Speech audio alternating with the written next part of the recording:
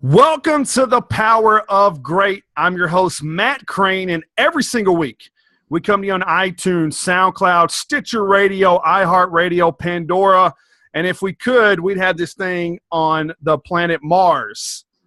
But we have one mission in mind every single week with this podcast, The Power of Great, and that's to help you recognize that your current situation is not your defining moment. And this week I have the pleasure of interviewing my man, Case Kenny from Pursuit.com, perspective that inspires. Let me tell you guys something about my man, Case.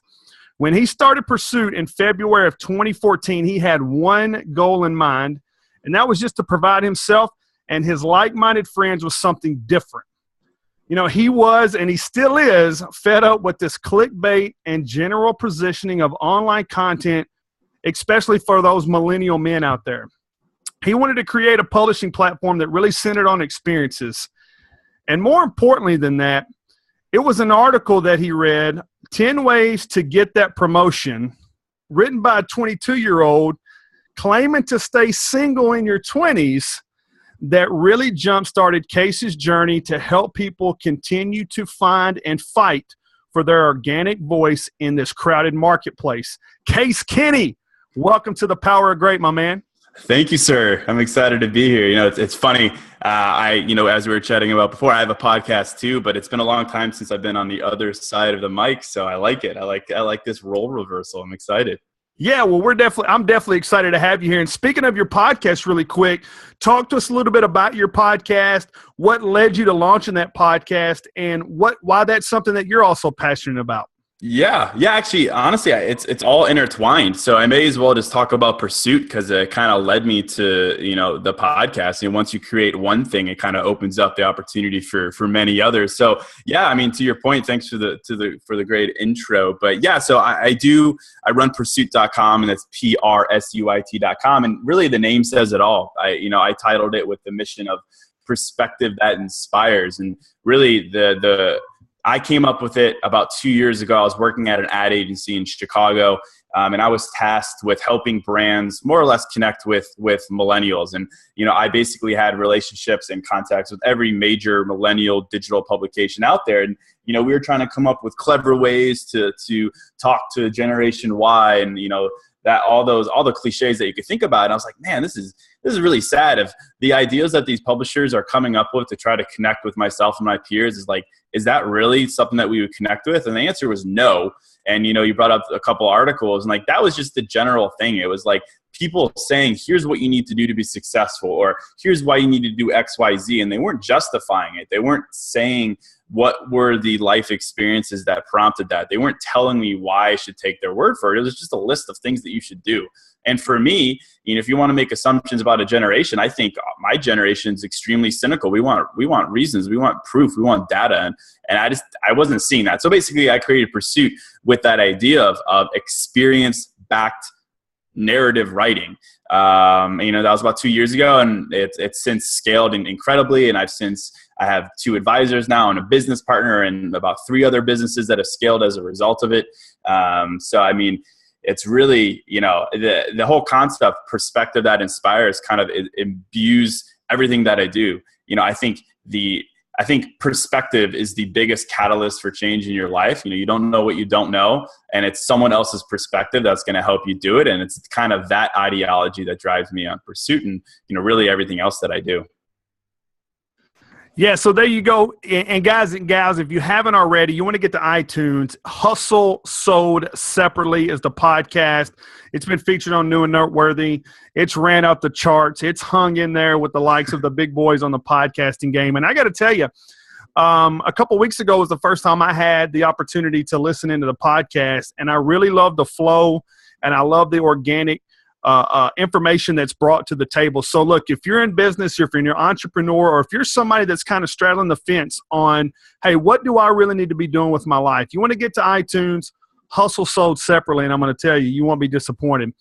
Something else, Case, that you're really big about is you really want to demand more from people who are publishing online. You really have a high level of expectations for those people who are putting out this content, who claim to be thought leaders and who claim to be gurus. And So talk to me a little bit about with Pursuit, what your vision is when it comes to those people who are trying to just contribute or those people who are really wanting to help deliver content to push Pursuit to the next level. Yeah. I mean, I think it's the age of the internet and it's the age of the guru. And it's so easy to become a guru online just because of the proliferation of information and social. It's very easy to engineer the perception around yourself. And for Pursuit, you don't have to be successful to write for Pursuit. In fact, I love it when people aren't. And so there is no need to proclaim, great attributes about yourself. As long as you're transparent on Pursuit, that's value to me. I love people who write for Pursuit and say their whole story is about a time they majorly failed or messed up. And we just started a series called The Road to Success, where basically for a 2-month period of time, people are writing 4 pieces. And in that, they're chronicling their journey to hit a goal. So we got people about starting a blog. We got people about starting a jewelry line, a fashion line. We have a hip hop artist who just contributed today. They basically set a goal in the beginning and then transparently write about their efforts towards that goal. I anticipate that a bunch of people, when you get to piece number 4 for them, it's going to be, well, shucks, I didn't make it. But here's all the things that I did along the way. And I think that's so much value. You can't hide behind that. And those are the types of people that I love to get to write for Pursuit. It's they're reflecting personally on their anecdotes and they're reflecting of their ideology. And I think that's what our generation wants. I think it's very easy.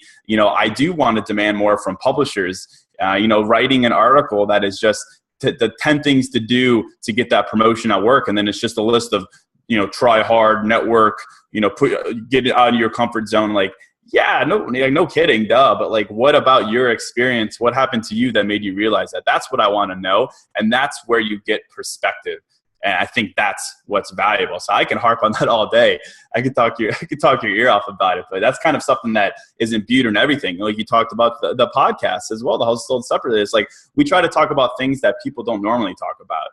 We try to talk about the little steps along the way, the failures, kind of just more of the narrative, rather looking at those, rather than just looking at the success myopically, it's looking at the other pieces. And I think that provides more value in this day and age where you're just getting bombarded with people talking about how they made 10 grand in a week and you can too. Just do what I say, So I'm passionate about that.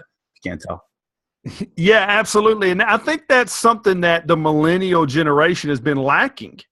Is as much of a generation of sharing that we are and demanding information that we are, is that, I'm on the older side of the millennials, if you will. Mm-hmm. And where I come from is I still have a little bit of that baby boom, work your ass off mentality. And what I despise more than anything, if I can just be very candid, is these people who believe that viral videos is the way to go, or viral posts are the way to go. Look, I get it. Get attention. There's not anybody on planet Earth that's going to hustle harder than me to try to get attention. However, I am more concerned with the impact than I am concerned with what kind of income. And, for those of you out there, once again, my man Case Kenny, we've got him right here on the Power of Great, Pursuit.com. That is PRSUIT.com.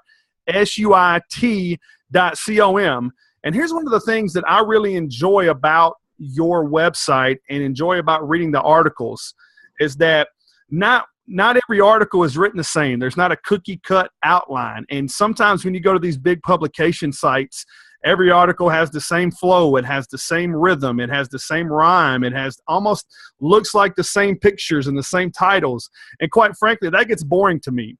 So talk to us a little bit about your style, why that was so important for you. And when people send these articles in, do you find it hard sometimes to really be able to say, well, I don't know if this fits with our current audience, or how do you help guide people into a way that says, hey, is this really what you're wanting to pursue, or is this really what you want to put out to the open market? Yeah, absolutely. I mean, to your point, with my mission of offering perspective that inspires, that in and of itself intrinsically, it can't be cookie cutter. Perspective cannot be the same. So I like to leave it very much open. Pursuit is a business for me. It is a revenue producing business for me. And in that, I have to treat it as such. I have to grow it. But at the same time, I'm not sitting down and I'm not writing an article for SEO and hope that I'll get bumped to the first page on a top 10 article that'll drive some traffic. That's not my mission. And like I said, I've been doing it for 2 years and I've been very fortunate. I've had some great authors contribute, Gary Vee, Mark Manson, James Altucher, all these great guys. And I have over 400 contributors. I'm not a multi-million monthly publication. I will be, but I'm playing the long game. And I know that's kind of cliche. People, I'm playing the long game. I'm not in it for the revenue. But, truly, I think when you're trying to build something of substance and impact, you really have to look at it like that. And I've really taken that to heart. And I really try to encourage people when they send me articles to really just write from the heart, not what they think people will want from them. Honestly, I have an open submission policy. Anyone can be, published on Pursuit. And I published over 400 people, but I turn down a lot. And it's not turning down saying you're not up to par. It's what you wrote right there is cookie cutter. You're writing something that you think people want to hear. You write an article about why you need to try harder and just be consistent. Yeah, it's great. And I would totally publish that if you told me your story within it, and then we'll talk. So that's what I really try to encourage people.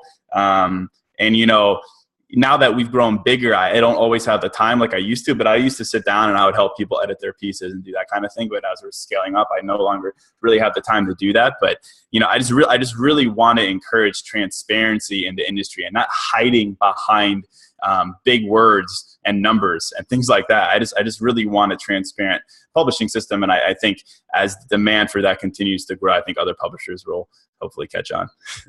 Yeah, I love that. And first of all, I by no means do I think long game is cliche. If you want to know the truth, I think people are losing sight of what it means to be an entrepreneur nowadays. I think with this internet craze and with this webinar craze and with this live streaming craze, everybody thinks that entrepreneurship is an overnight thing. Let me help you out, ladies and gentlemen. It is a long game faux show. And so for me, I've always believed that if you're willing to be committed to what you're wanting to do, if you're loyal to your own voice, sometime somebody's going to find that, somebody's going to believe in that, and somebody else is going to help push that. And you mentioned Gary Vee being on contributing to you. I think that's one thing Gary Vee does very well is he always talks about don't look past the one for that 1 million. Love it. And, I think that's something that's just huge. And I love, I kind of felt that from you in your answer there. It's like, look, man, I don't give a rip, dude, about these multi-million-dollar downloads because it's coming. Because if I can connect with one person time after time after time after time, I'm going to stay at the top of somebody's mind frame. And dude, I love that. I dig that. Absolutely dig that. So, you talk about, in your bio, your biggest fear. Your biggest fear in life was regret. The thought that you might someday look back and realize you could have explored more, lived more, and appreciated more. Even as millennials, we still got a long life in front of us. But yet that's such a wise way to put a fear into the written word. So do you have an experience in life that kind of gave you an epiphany where this was like, man, this is it. I got to make sure that I'm not holding back or looking back and think that I didn't give enough or I didn't do enough. Yeah. Not a particular moment, no, but I think that realization has come from when I started really reading and really writing. And I think I said it earlier, but I realized that the only way, I think that millennial generation tends to put other people on a pedestal. They see these big success stories and they, if only I could be like XYZ and do what he did, then my life will be really different. And I think when it comes down to it, you yourself are the biggest catalyst for change in your life. And the way to become the biggest catalyst for change in your life is perspective.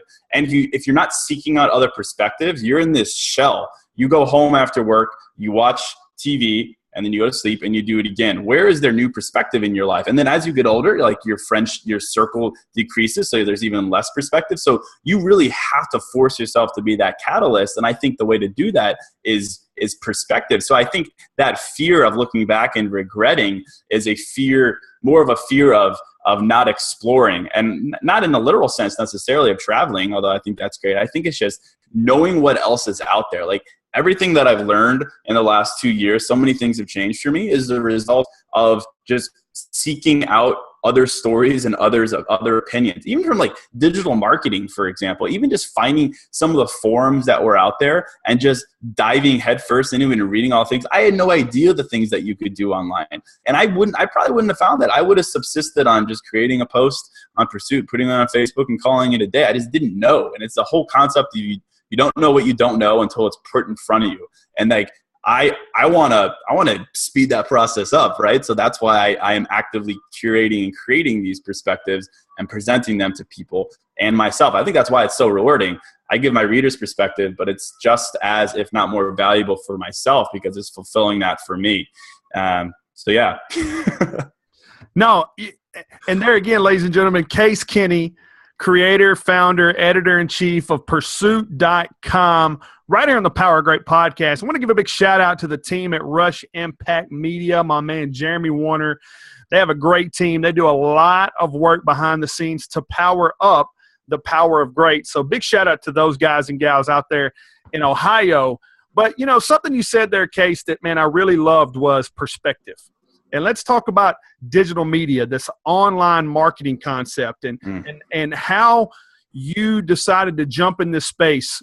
What led you to that, knowing that it's competitive, and what's your driving force as far as what you see in the future for Pursuit.com?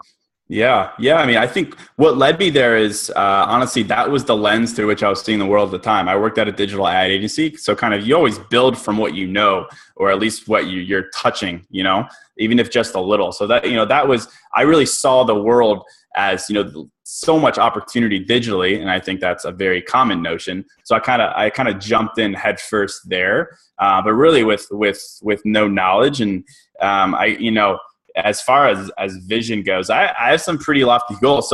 So like my story, I created Pursuit by myself. And then about a year later, I met a guy named Matt Gottesman online on Instagram. And he's my full-time business partner now. He runs a magazine called HDF Magazine. We created another company called Trep Media Group, under which we house our publications, under which we house all of our Instagram and email, of which there's over 500,000. And then, of course, the house is sold separately, which we co-host together. We also then created another company called Makers and Moguls, which is a community group for bloggers and people looking to build their brands online transparently and for long. So you can kind of see like all these different things. And then we took on two great advisors in the process. So like we've built a team out in this process. So you kind of see we're building for scale. So this entire last year, we are, you know, trying to create.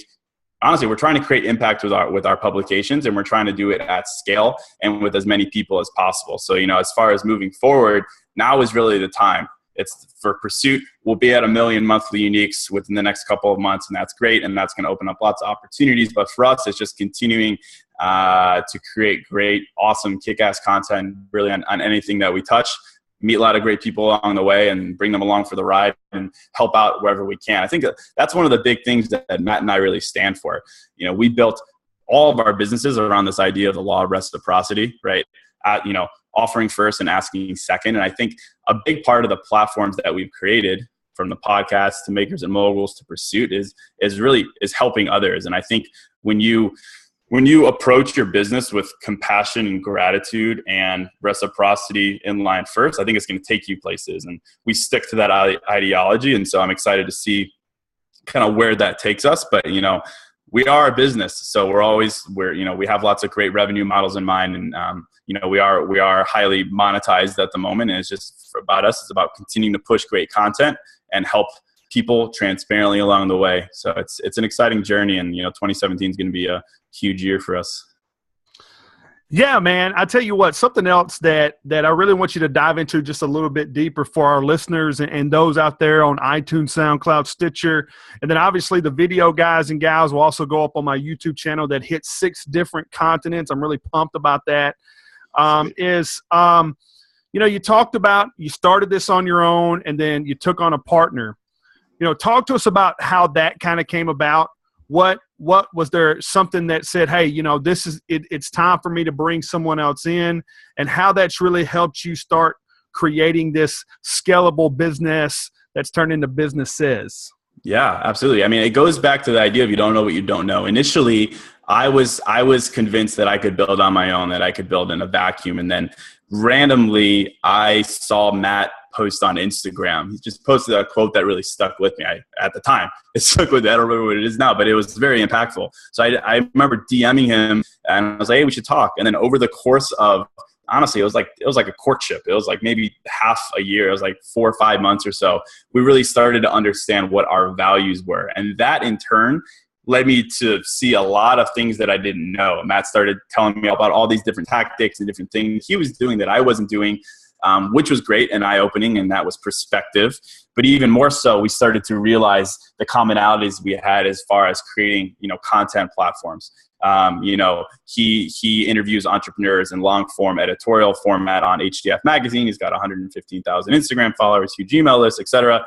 And it just made sense for us to team up. And then from there, he met our advisors, intro me to the advisors, and now we're all working together. We created a large company, but it was all about having an open, transparent conversation early on with someone where neither of us really wanted anything from the other person. I think that was why it was so important. Online, everyone's hitting up someone. They've got something they want. If they don't admit it at first, they've got something they want. Neither of us really wanted anything from each other because we didn't know what that looked like. Honestly, it was a pretty pure relationship, very, very sweet and idealized. But ultimately, we came to realize that we'd be great working together, and now we've been working together for about a year and a half, almost 2 years. So it's been great working together, and we work very well together, and it's great having a business partner. When you both own one company, but you both bring very great contributing assets to it, that's a great marriage in business. I think everyone's contributing, and you're building at the same time. So I think I'm excited to build with him. Matt, if you're listening, hey, what's up? Yeah, and I think it also goes back to the right way to use social media. And if you're using social media with the proper etiquette and you're engaging and you're being organic and you're not, I believe you can repurpose content and it helps. I get it. But at the same time, I don't want to regurgitate everybody's content. And I see so many people that just jump on a movement or jump on a moment or jump on a bandwagon in the hopes to get a like or a share, some follows. And then they wonder why they struggle to monetize from those things. And so I love how you said it was a courtship. A lot of people, when that question is asked, they don't put it that way, but it really is that. I mean, if you're really looking at the value that you saw right away with Matt is you got to court the guy.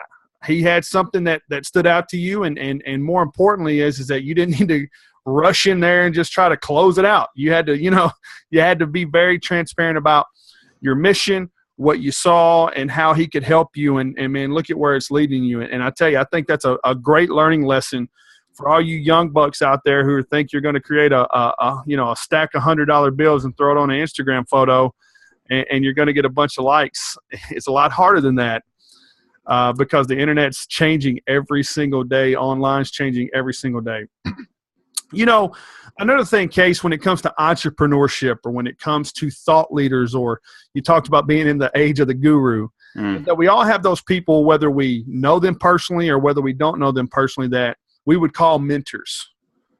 Who would you say has been someone or someone's who, man, really just struck with you and you lean to, whether it's in real conversations, books, or online formats that help push you when you don't want to do anything?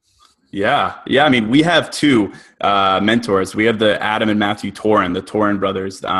They're our advisors and mentors on our projects that we work with. They founded Young Entrepreneur Magazine, sold it to Entrepreneur. They're very seasoned entrepreneurs, and they're great. And we work with them every day. So they're there always to tell us, what are you guys doing? Why aren't you doing this? Have you seen this? They're not there tactically whiteboarding with us and helping us with that. They're showing us what we don't know. And that's like the true value of a mentor, in my opinion, because Matt and I are very capable. We're very executional. I think we have a high IQ and high EQ, but sometimes you just don't know, and you need that gentle push. And of course, it's always good to have that motivation. So they've been quite instrumental in that regard. And, as far as other mentors, I actually I actually still have a full-time job. I don't know if we got into that, but I still work a 9 to 5. I'm a sales director for a startup in Chicago. I'm like an onion, man. I got all these different layers going on. One of my mentors all along is one of the vice presidents at the group who brought me in from a sales. So I do sales there, and he has told me everything I've learned about sales, from techniques to closing to relationship building and everything in between about the industry. And not only has that helped me excel at that startup, but it's also helped me indefinitely bring those skills to the table for Pursuit and Makers and everything that I build. So that's, it's the stages of mentorship. He's been there for a long time to get me to where I am now. And now our 2 advisors and mentors on our projects are going to take me from there to the next stage in our growth. So I think there's mentors for every stage of growth that you're in. And then there's mentors who are, perennial mentors in your life. I just think you need to, at a certain state, if you feel yourself plateauing or getting comfortable, it might be time to introduce a new perspective, which is what we did over the past year with Adam and Matthew. So, it's great to have those guys, and, I'm sure I'll be talking to them probably tonight. Yeah, and I'll tell you, something that I enjoyed about that is that, man, you didn't try to give me some bozo answer about some mentor that everybody knows. I don't know. You really looked at those people who have been very contributional to your growth and have been very impactful with the way that you're building out your future. And, with that being said, do you find a lot of people nowadays who just gravitate towards the fancy person in the room and say, oh, man, that's my mentor. I've learned so much from them. And yet they really can't tell you a damn thing that they've done, read, or written? Yeah, absolutely. I mean, it's the age of the guru. And I think, obviously, if you're an online guru and you're not actually backing up what you're purporting to do, I have a large problem with that. But if, people who are gravitating towards like the big gurus in this day and age, not even gurus, because I don't necessarily see anything wrong with that. But if you're gravitating towards some of the most successful people in our industry, I think that's great. I think it's a great motivation for you. But when it comes to mentorship and just learning from others, I love execution. I want to get as granular as possible with you. And that's why it's so important to form relationships with potential mentors before they'll actually reveal those types of things to you. Because I think, one of the largest things is people gravitate towards these larger than life mentors because to you, their success seems effortless. It seems flawless. But for me, I know, and that that's not the reality. Their hands are extremely dirty. They are in the trenches doing it. And I want to know about those things. And those are the things that, one, inspire me, because it's great to get that perspective of what they're actually doing. But 2, it inspires me because sometimes as an entrepreneur, you want to move. People tend to want to move away from those daily things that they need to do. They are like, once I become CEO of my own company, I won't have to worry about the operational things, or I won't have to worry about posting to Facebook. That's just not the reality. So I love to talk to leaders and mentors who recognize that and that who are getting their hands dirty with 8, 9, 8-figure companies. Like, to me, like that's what really inspires me. So I think, it's in this day and age, it's just really necessary to dive deep into what people are saying online and see if they're really backing it up with their actions, or are they just kind of surface level guys who like to talk about the after effects and like kind of mindsets. I think you got to get as detailed as possible. I think that's where the real value is. Couldn't agree with you more. And, you talked earlier about you have a 9 to 5 currently. So there's a lot of listeners out there right now who are trying to also balance the day-to-day work life and then also balance the entrepreneurial life. Talk to us about where you find your balance. How important is your structure, and what do you do to stay on task and not cross-pollinate, if you will, some of those things, so that way you're equally giving each opportunity its just deserves when it comes to your time and due diligence? Yeah. I mean, it's not easy, and it certainly isn't glamorous, but I love it. Honestly, I wouldn't have it any other way. I think sometimes the people who are like, I'm going to quit my job today and start my business tomorrow. I personally don't think that's the right attitude. I'm all for jumping head first into things. I love the idea of jumping off a cliff and learning to fly on the way down. I love it. I'm all for it. But I think you need to be realistic in this day and age. If you have a good 9 to 5 that's taking care of you, and you have this desire to also be an entrepreneur, build alongside. I mean, you work 8 hours a day. What are you doing for the remainder of the day and night? There's so much time to build, and it's not going to kill you, and it's not going to cause you terrible stress. Like there's so many ways to balance it. That certainly has been a learning process for me. I travel a lot. I usually travel 2 days a week for work. So that on top of kind of what I try to do. But for me, fortunate having found a business partner early on where we can delegate. So that's been a huge thing for me. But other than that, it's creating large goals and then trying to roll up the little tasks that it takes to get there into as few tasks as possible. So like pursuit, so like editing and posting and cross promoting and linking and SEO and all analytics and everything. I try to break it down into as many small manageable tasks as possible, but then roll that up into what they'll actually deliver on. And if it's a small task that's not delivering on a large goal, I don't do it. I outsource it, or I do it on a Saturday, things like that. So I think time management's obviously very important, but I tend to, when I have something in mind, I tend to act on it very quickly. I don't let things linger. So I think that's definitely a strength to me. If there's something I need to do on pursuit, I'll do it while walking to the restroom at work. Done. Boom. I don't sit on it. So I think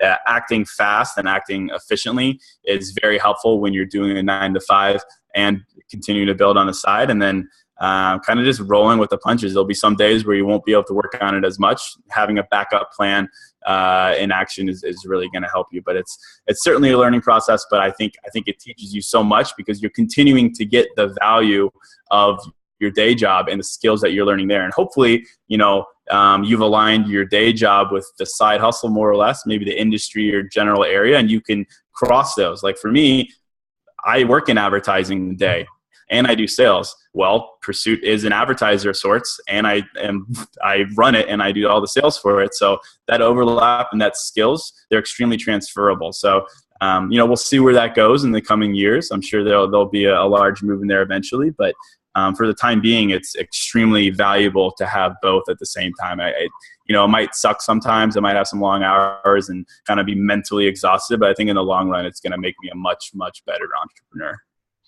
Yeah. And to add to that is that I think a lot of people have to understand that you have to be responsible with being an entrepreneur as well. Is that, yes, I get it. Entrepreneurship is the sexy thing to do now. There's never been a better time in the history of the world than to try to become an entrepreneur or start something of your own. But yet, a year ago, I chose to become an entrepreneur and jump headfirst into some other things, but I also had a family. So I had to understand that my personal ambitions could not outweigh the responsibilities that I had to manage my family. And so I think for a lot of people, I love what you said there, is that be responsible with that choice. Understand that, hey, it's one thing to want to impact you. It's another thing to affect someone else while you're trying to impact your own selfish ambitions. And I think a lot of times people get caught up being too selfish. So I really appreciate your take on that, because I think for a young hustler like yourself, a millennial, we have a lot of responsibility to reach out to our fellow man and say, look, at some point you're going to want to build a family, or you may have a family. So don't be a bonehead and put your family in jeopardy because you didn't think things through all the way. So I really love the authenticity of that answer. And, as we wrap up the show, what's next for Case Kenny? And how does that impact Pursuit.com?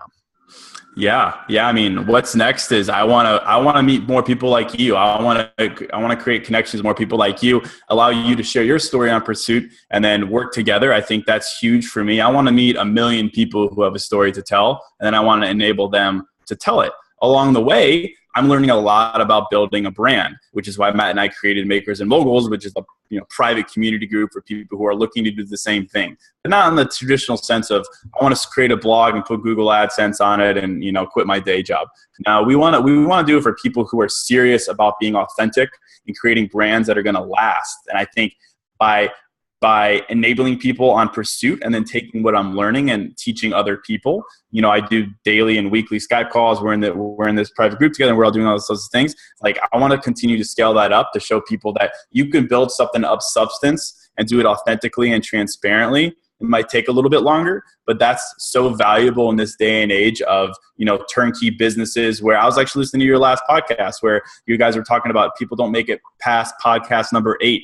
I want to help people get past podcast number 8, right? I want them to create something of value that is authentic to themselves. And I want to reach as many people as possible with the positive messages on Pursuit.